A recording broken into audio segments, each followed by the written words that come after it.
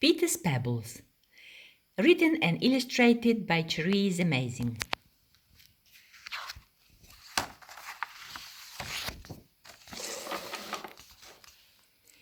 Peter loved collecting pebbles. Large ones, small ones, thin ones, fat ones, round ones, flat ones. He painted his pebbles to look like all sorts of different animals.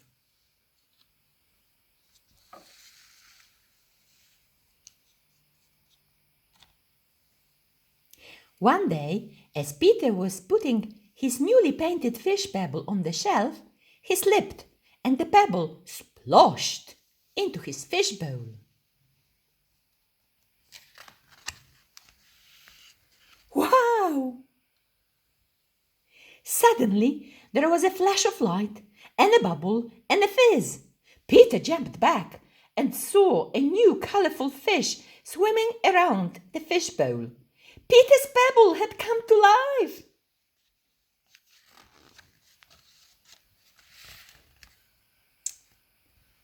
Wow! If my fish pebble came to life in water, maybe my parrot pebble will come to life in the air, Peter thought excitedly. Peter opened his window and threw his parrot pebble out into the air. Squawk! With a swish and a swoop, Peter's pebble came to life. Peter then picked up his monkey pebble. Monkeys like bananas, he thought. So he put the pebble into the fruit bowl. In an instant, the fruit exploded everywhere and then...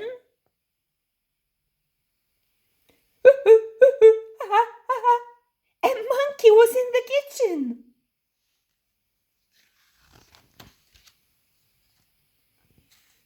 Next, Peter took his crocodile pebble into the bathroom. He filled the bath full of water and dropped in the pebble. There was a bubble and a splash, and Peter couldn't believe his eyes when a huge crocodile appeared in the bath. Snap, snap.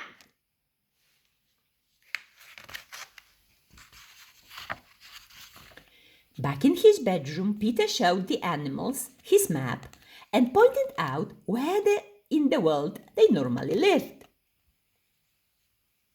Just then, Peter's mom called, "Peter, your dinner's ready." "Shh! Wait here," Peter said to the animals. While Peter was downstairs, the monkey picked up the rest of Peter's painted pebbles and placed them on the map where Peter had said they lived. Suddenly, Peter could hear an almighty commotion coming from upstairs. Luckily, Mom and Dad were too busy talking to notice. Peter quickly finished his food and raced back to his bedroom.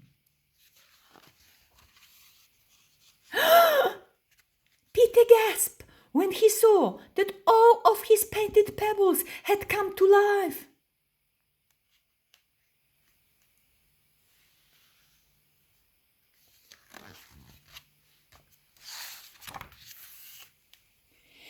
"I'll get in trouble if you stay here.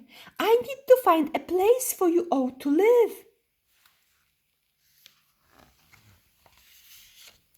Then Peter had an idea. He ran to his bedroom and pulled out a huge pebble. He had been saving it. He hadn't known what to paint on it until now.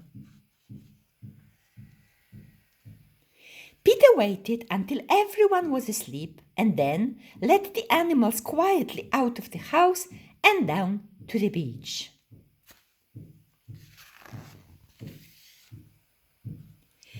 Peter climbed into his boat and together he and the animals swam, rowed, and flew out into the ocean.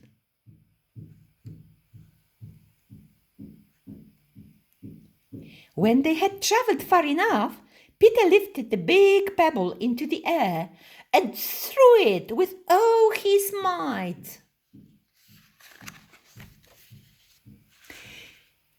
Immediately there was a deep rumbling sound, and the boat began to rock as the waves rose higher and higher. Suddenly, out of the waves, a huge island appeared.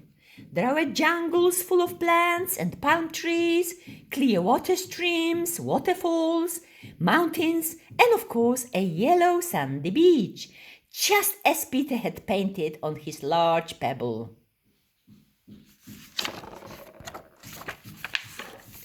As the sun came up, all of the happy animals waved goodbye to Peter as he rode his way back home. "I'll visit you soon," he called. As Peter reached the shore, he spotted a very strange-shaped pebble. I wonder what I can paint next, he thought. Thank you. This is the end of the story. I want to encourage you to pick up pebbles and paint different things on them. Thank you. Goodbye.